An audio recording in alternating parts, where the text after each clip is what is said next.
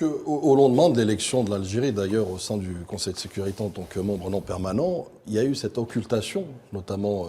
caractérisée de l'Occident, de certains pays, notamment pour occulter, ne serait-ce que déjà, son vote plébiscite qui était, je dirais, sans équivoque, qui démontrait effectivement que la diplomatie algérienne a tous les atouts, en tout cas des grands atouts, à mettre à disposition pour mener à bien les débats, les dialogues, les négociations, encore une fois toujours en perspective de défendre les intérêts des peuples. Et j'ajouterais aussi un point fondamental qui est, j'ai parlé tout à l'heure de la diplomatie équidistante,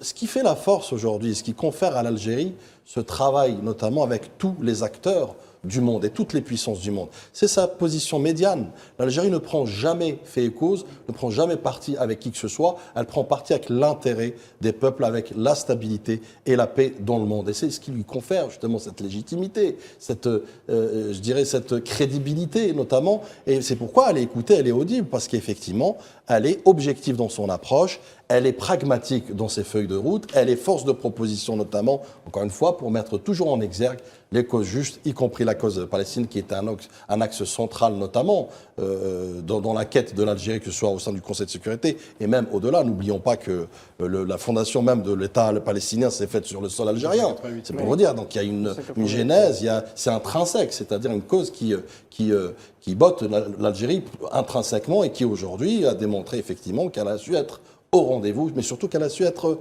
en phase avec ses responsabilités, qu'elle pèse et qu'elle mesure. Et